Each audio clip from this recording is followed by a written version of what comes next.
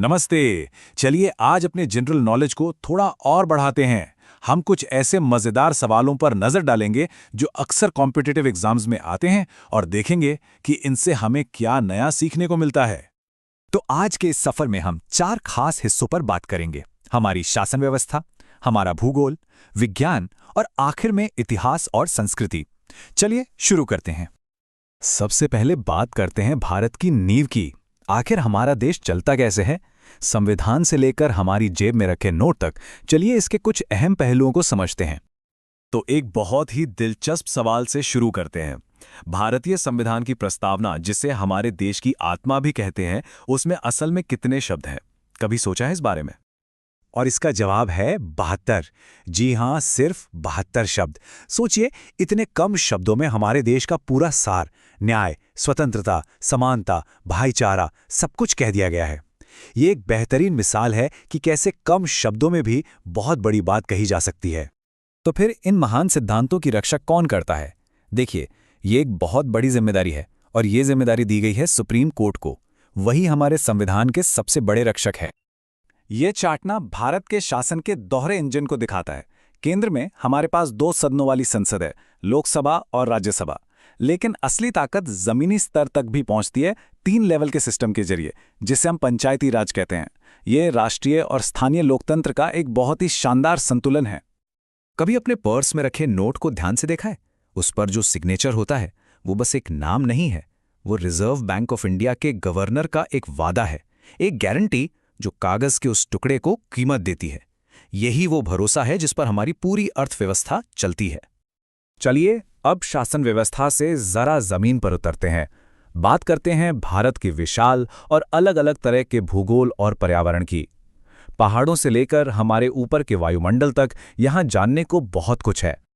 यहां देखिए भारत के 2 भौगोलिक दिग्गज। एक तरफ है शानदार कंचनजंगा, दुनिया की सबसे ऊंची चोटियों में से एक, और दूसरी तरफ है विशाल दक्कन का पठार, जो देश के एक बहुत बड़े हिस्से में फैला हुआ है। ये भारत की जबरदस्त भौगोलिक विविधता को दिखाता है। ये सिर्फ एक डैम नहीं है, ये इंजीनियरिंग का एक जीता जागता अजूबा है। भाखड़ा नांगल बांध भारत के सबसे लंबे बांध के तौर पर खड़ा है और लाखों लोगों को पानी और बिजली मुहैया कराता है। ये आधुनिक भारत के निर्माण का एक बहुत बड़ा प्रतीक है। जब हम आसमान की तरफ देखते हैं तो हमें हवा की परतें दिखाई नहीं देती, पर वो होती हैं। और सबसे निचली परत यानी क्षोभ मंडल या ट्रोपोस्फियर वो जगह है जहां हम सब रहते हैं और जहां मौसम की सारी हलचल होती है। ये हमारी धरती का एक तरह से कंबल है। ग्रीन हाउस इफेक्ट, ये शब्द हम अक्सर सुनते हैं, है ना? और ये गैस यानी कार्बन डाइऑक्साइड इसकी मुख्य वजह है। यह हमारे ग्रह को गर्म रखने के लिए जरूरी तो है, लेकिन अगर इसकी मात्रा बहुत ज्यादा हो जाए तो ये एक बड़ी समस्या बन जाती है। एक ऐसी चुनौती जिसका सामना आज हम सब कर रहे हैं। ठीक है, अब कुछ बिल्कुल अलग बात करते हैं। देश और दुनिया से हटकर अब हम बहुत ही छोटे पैमाने पर आते हैं, यानी विज्ञान और हमारे अद्भुत मानव शरीर की दुनिया में। हमारा शरीर एक कमाल की मशीन है और इसका सबसे बड़ा अंदरूनी अंग है लिवर यानी यकृत। ये सिर्फ आकार में बड़ा नहीं है, ये एक पावर हाउस है। ये 500 से भी ज्यादा अलग अलग काम करता है। सच कहें तो ये हमारे शरीर का असली सुपर हीरो है।